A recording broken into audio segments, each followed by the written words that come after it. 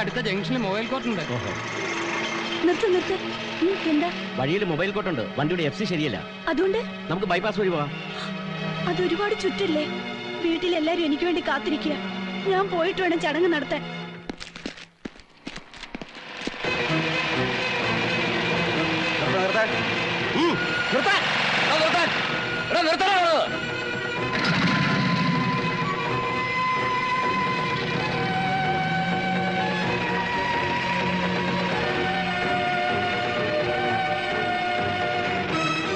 ഇവിടെ നിർത്തൂ.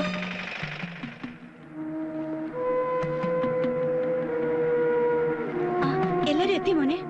എത്തിയിട്ട് ഒത്തിരി നേരമായി. ഇത് നീ എടുത്തോ. ചേച്ചി പ്രവേശിച്ചിട്ട് വരാൻ അമ്മ പറഞ്ഞു. സമയത്ത് എത്തിച്ചതിന് നന്ദി. ബാക്കിതാ അനിയന്റെ അടുത്ത് കൊടുത്തേക്ക്.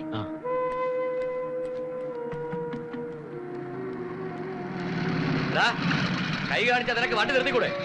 മൊബൈൽ കോർട്ടിനെ പോലും നിനക്കൊരു വിലയില്ല അല്ലടാ. ക്ഷമിക്കണം സാറേ, ഇവന്റെ ചേച്ചിയെ ശവടക്കിന് മുമ്പ് ഇവിടെ എത്തിക്കാൻ നോക്കിയായിരുന്നു. ശവടക്കോ? ഇയാൾക്ക് എന്താ വട്ടുണ്ടോ? ഇന്ന് എന്റെ ചേച്ചി പെണ്ണാണ് വന്നിരിക്കുക. അമ്മേ. ആവൂ, എത്തിയോ മോളെ? ഞാൻ ആകെ വിഷമിച്ചിരിക്കായിരുന്നു. എത്ര നേരായി അവര് കാത്തിരിക്കുന്നറിയോ? ഞാൻ എന്ത് ചെയ്യാനാ അമ്മേ? ട്രെയിൻ ലേറ്റായി പോയതല്ലേ. ആട്ടെ, അമ്മയ്ക്ക് ആളെ ഇഷ്ടായോ? എനിക്കിഷ്ടായി. ഫോട്ടോയില് കണ്ട പോലെ തന്നെയാ. നിനക്കും ഇഷ്ടപ്പെടും. നല്ല കുടുംബം, ജാതകവും നല്ല ചേർച്ചയാ. പക്ഷേ എന്താമ്മേ, ആ രാഘവനും കൂട്ടരും വന്ന് വല്ല കുഴപ്പമുണ്ടാക്കുന്ന എന്റെ പേടി. ഇതെങ്കിലും ഒന്ന് നടന്നു കിട്ടണേന്ന എന്റെ പ്രാർത്ഥന. രാഘവേട്ടൻ ഇപ്പോഴും ജയിലിൽ തന്നെയല്ലേ? പക്ഷേ അവന്റെ ചിങ്കിടികൾ പുറത്തുണ്ടല്ലോ. ഇതെല്ലാം അവർക്കറിയോ? ഒന്നും അറിഞ്ഞില്ലെങ്കിൽ ഭാഗ്യം. ആ, നീ ചെന്ന് വേഗം കുളിച്ച് റെഡിയാവും. എവിടെ എവിടെ കാണട്ടെ. നല്ല ഐശ്വര്യമുള്ള മുഖം, നല്ല തറവാടിത്വം. മാമംഗലം തറവാട്ടിലെയാ? എന്റെ സീതമോക്ക് പറ്റിയ ചെറുക്കൻ തന്നെ. വല്യമ്മ, ഇതല്ല ചെറുക്കൻ, ചെറുക്കന്റെ കൂട്ടുകാരനാ ഗോവിന്ദൻകുട്ടി. എനിക്ക് അപ്പോഴേ തോന്നി ഇങ്ങനൊരു മണ്ടൻ എന്റെ സീതമോക്ക് പറ്റില്ലല്ലോന്ന്. എവിടെടാ ചെറുക്കൻ? അവൻ അപ്പുറത്തോട്ട് മാറി നിൽക്കുക, ആരും കാണാതെ സേർത്ത് വലിക്കാൻ. സിഗരറ്റോ? ഇല്ലില്ല, അവൻ സിഗരറ്റൊന്നും വലിക്കില്ല. ഈ പ്രകൃതി ഭംഗി ആസ്വദിക്കാൻ അപ്പുറത്തോട്ട് മാറി നിൽക്കുക. പിന്നെ മൂത്രവും. ആള് ഡീസന്റാ അല്ലേ? കറുത്ത പെണ്ണേ നിന്നെ കാണാഞ്ഞിട്ടൊരു നാളുണ്ട്, വരുത്തപ്പെട്ടേ ഞാനൊരു വണ്ടായി ചമഞ്ഞേടി.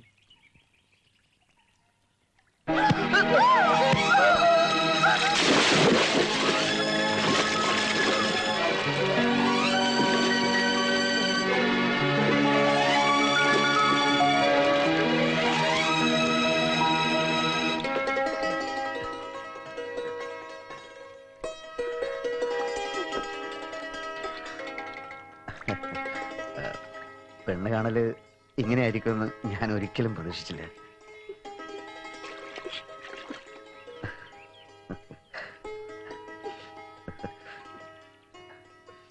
നിൽക്കൂ, സീത കുളിക്കാൻ വന്നതല്ലേ, ഞാൻ പോയേക്കാം. കുളിച്ചില്ലെങ്കിലും പൗഡർ ഇട്ടില്ലെങ്കിലും ഫോട്ടോയിലേക്കാൾ സുന്ദരിയാണ് സീത. Train late ആയല്ലേ? അതെ, അതിന്റെ ധൃതിയിലായതുകൊണ്ടാ. സാരമില്ല, ഞാൻ ഓൾറെഡി ലേറ്റ് ആണ്. 2 മാസത്തെ ലീവ് ഏതാണ്ട് തീരാറായി. ഇതുവരെയും എന്റെ പല പോസിലുള്ള ഫോട്ടോകൾ ബ്രോക്കർമാരുടെ കൈ കിടന്ന് ചുറ്റിക്കളിക്കുകയായിരുന്നു. എന്നെ ഇഷ്ടപ്പെട്ടവരെ എനിക്ക് പിടിച്ചില്ല, എനിക്കിഷ്ടപ്പെട്ടവർക്ക് എന്നെ പിടിച്ചില്ല. പരസ്പരം ഇഷ്ടമായ ആദ്യത്തെ കേസായിട്ട് ഞാനിതിനെ കണക്കാക്കട്ടെ. എനിക്കിത്രയും മതി. അല്ല, ഡൽഹി വിട്ട് ഇവിടെ തന്നെ എന്തോ ജോലിക്ക് ശ്രമിക്കുന്നുണ്ടെന്ന് പറഞ്ഞിട്ട്? ഇവിടുത്തെ ഒരു ഫാർമസ്യൂട്ടിക്കൽ കമ്പനിയിൽ ജോലി ഏതാണ്ട് ശരിയായിട്ടുണ്ട്. മുകുന്ദ, നീ ഇവിടെ എന്തെടുക്കാ? എടാ, പെണ്ണ് വന്നു. ആ വന്ന പെണ്ണാണ് ഈ നിന്ന പെണ്ണ്.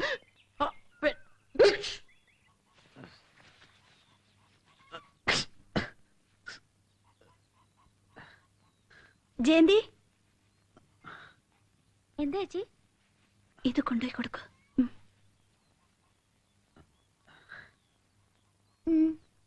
എന്താ ഇത്? രാസനാഥി പൊടി സീതേച്ചി തന്നു വിട്ടതാ.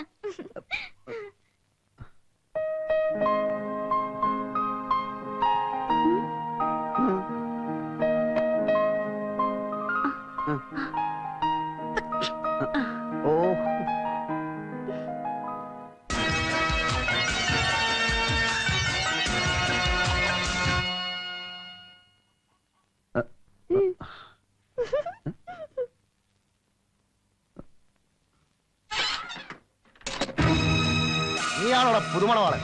എന്താ കാര്യം? കാര്യോ?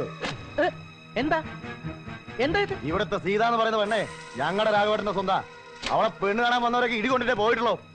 ഇറങ്ങടാ അവളില്. അങ്ങനെ പേടിപ്പിക്കാൻ ഇതെന്താ വെള്ളരിക്കാൻ പറ്റണോ? നീ ഇറങ്ങണ വെളിയില് ബ്ലഡി റാസ്കൽ. എന്താ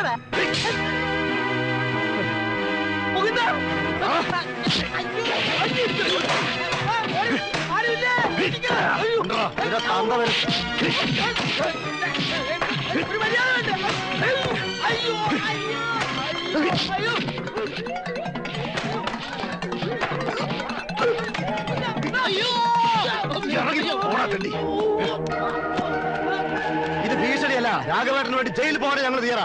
കരുതിയിരുന്നോടാ.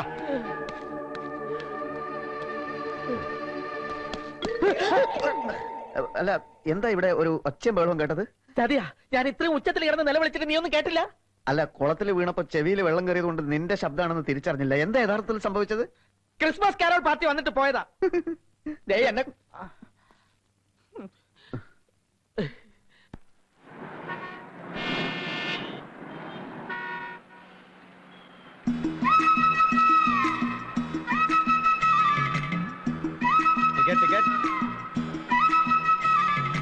ടിക്കറ്റ്. എന്താ സാറേ ഇരിക്കാത്തത്? ഈ സീറ്റ് മുഴുവൻ എനിക്ക് വേണം. അതെന്തിനാ സാറേ? കുറച്ചങ്ങ് നീങ്ങിയിരുന്നാ പോരെ? പോരാ, വേണമെങ്കിൽ 2 ടിക്കറ്റിന്റെ കാശ് ഞാൻ തന്നേക്കാം. എനിക്ക് നിൽക്കുന്നതാ ഇഷ്ടം. 2 കല്ലാട്ട് പാലം. വേണ്ട, 1 കല്ലാട്ട് പാലം. മറ്റേ കല്ലാട്ട് പാലത്തിന്റെ കാര്യം എനിക്ക് അറിയേണ്ട കാര്യമില്ല. ദാ.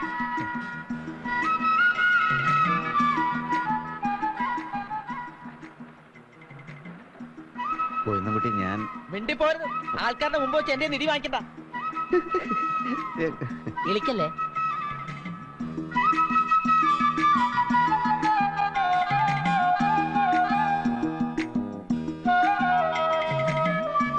എന്തായാലും സംഭവിച്ചു. രണ്ടുപേരും കൈകൊട്, പിണക്കം മാറട്ടെ. അമ്മയ്ക്ക് അങ്ങനെ എളുപ്പം പറയാം. തല്ലുകൊണ്ടത് എനിക്കല്ലേ, അമ്മയുടെ സ്വന്തം മോനല്ലല്ലോ. എനിക്ക് നിങ്ങൾ രണ്ടുപേരും ഒരുപോലെയാ. എന്നാ ഞങ്ങൾ രണ്ടുപേരും ഒരുപോലെ അല്ല അമ്മേ. ഞാൻ മല്ലനിയും മാധേവനുമാ. കൂട്ടുകാരനെ കരടിയുടെ മുന്നിൽ വിട്ടുകൊടുത്തിട്ട് മരത്തിൽ ചാടിക്കറിയ മാധേവൻ. ഇത് കേട്ടാ തോന്നുന്നു ഇവനെ തല്ലിക്കാൻ ഞാൻ ആളെ വിട്ടതെന്ന്. അങ്ങനെ ഒരു സംശയം എനിക്കില്ലാതില്ല. ഒന്ന് കോംപ്രമൈസ് ആവോ ഗോവിന്ദൻകുട്ടി ചേട്ടാ? എന്നിട്ട് നമുക്ക് ഊണ് കഴിക്കാലോ. ഊണോ? ഇവിടുന്നോ? അതിനും ഉണ്ടാവില്ല. എന്താണ് സംഭവിച്ചതെന്ന് അമ്മയോട് പറയാൻ വേണ്ടി മാത്രമാണ് ഞാൻ ഇങ്ങോട്ട് വന്നത്. 5-8 കൊല്ലം ഒന്നിച്ച് ഗൾഫിൽ ജോലി ചെയ്തു, ഒരുമിച്ചുണ്ട് താമസിച്ചു. നിനക്കൊരു പെണ്ണിനെ തപ്പിപ്പിടിക്കാൻ വേണ്ടി ഇവൻ എത്രയാ കഷ്ടപ്പെട്ടത്. എടാ, മാപ്പ് പറയാൻ.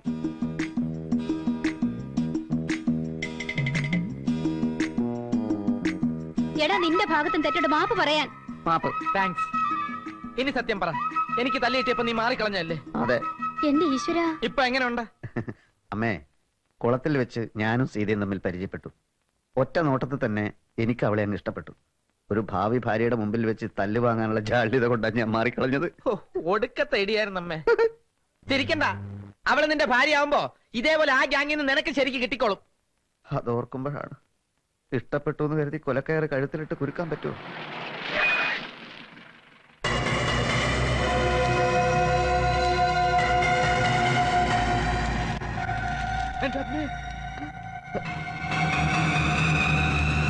അയ്യോ, അവന്മാരെ തന്നെ രാഘവന്റെ ആൾക്കാർ. ഓടിക്കോ. അങ്ങോട്ട്, അങ്ങോട്ട്. അമ്മേ, അങ്ങോട്ട്.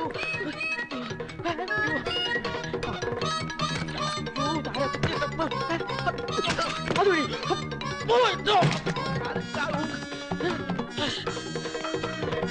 ബാത്റൂം. ഇവിടെ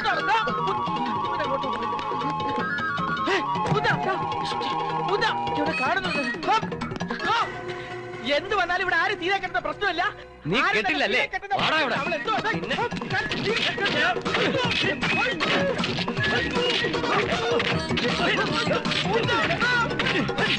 നിർത്തേ. സീതാലക്ഷ്മിയെ പെണ്ണ് കാണാൻ വന്നത് ഞാനാ, അവനല്ല. എത്ര അടിച്ചാലും ഇടിച്ചാലും ഞാൻ അവളെ കെട്ടും. മിടുക്കൻ. കിട്ടുന്നില്ലെങ്കിൽ കെട്ടണമെന്ന് പറയാനാ ഞങ്ങൾ വന്നത്. കിട്ടുന്നില്ല എന്ന് പറഞ്ഞതുകൊണ്ടാണ് ഇയാളെ ഞങ്ങൾ ഇടിച്ചത്. 6 മാസം മുമ്പ് ഇതേ സീതയെ പെണ്ണ് കാണാൻ ചെന്നതിന് ആ രാഘവൻ എന്നെ കുത്തി വളർത്തി. അവനിപ്പോ ജയിലില്ല. സീതയ്ക്ക് ഇഷ്ടമായിരുന്നെങ്കിൽ ഞാനിപ്പോ അവളെ കെട്ടിയേനെ. അതുണ്ടായില്ല. തന്നെ കെട്ടാൻ അവൾക്ക് വിരോധമില്ലാന്ന് പറഞ്ഞു. എന്തായാലും രാഘവൻ അവളെ കെട്ടാൻ ഞാൻ സമ്മതിക്കില്ല. അപ്പോ എന്ന് വയ്ക്കാൻ കല്യാണം? ഇതിൽ നിന്ന് പിന്മാറിയാൽ തന്നെ ഞാൻ കൊല്ലും. നാളെ വരാം. അപ്പോഴേക്കും ഡേറ്റ് തീരുമാനിച്ചിരിക്കണം. നീ എന്തെങ്കിലും പ്രശ്നമുണ്ടാക്കിയാൽ നിന്നെയും തട്ടും. വാടാ പോവാ.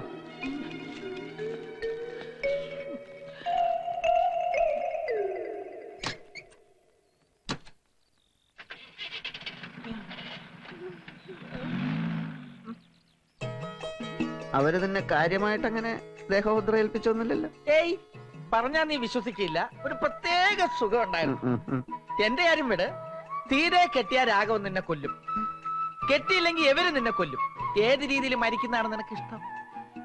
ഏതായാലും മരിക്കും. അപ്പൊ പിന്നെ ഇഷ്ടപ്പെട്ട പെണ്ണിനെ കെട്ടിയിട്ട് മരിക്കാം. ഉറപ്പാണോ?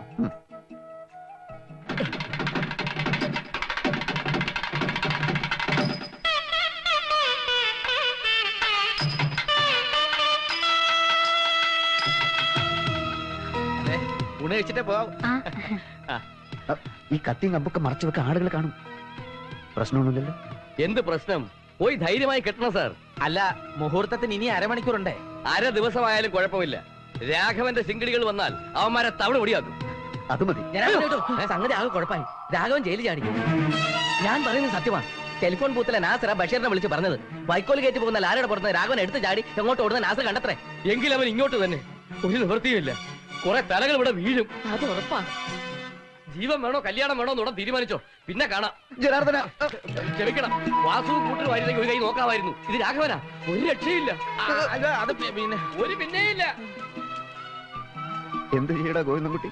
ഒന്നുകിൽ ആരും അറിയാതെ ഓടി രക്ഷപ്പെടുക, അല്ലെങ്കിൽ ആ പെണ്ണിനെയും കൂടി വിളിച്ചോണ്ട് ഓടുക. രണ്ടാമത്തെ ഓട്ടം ആണെങ്കിൽ അത് ജീവിതകാലം മുഴുക്കുള്ള ഒരു ഓട്ടം ആയിരിക്കും. ഓരോട്ടവും വേണ്ട. ഇന്നാണ് മരണമെന്ന് ദൈവം നിശ്ചയിച്ചിട്ടുണ്ടെങ്കിൽ അങ്ങ് മരിക്കാം. ഞാനിപ്പോ വരാം. ഒന്ന് ഫോൺ ചെയ്തോ. ഓ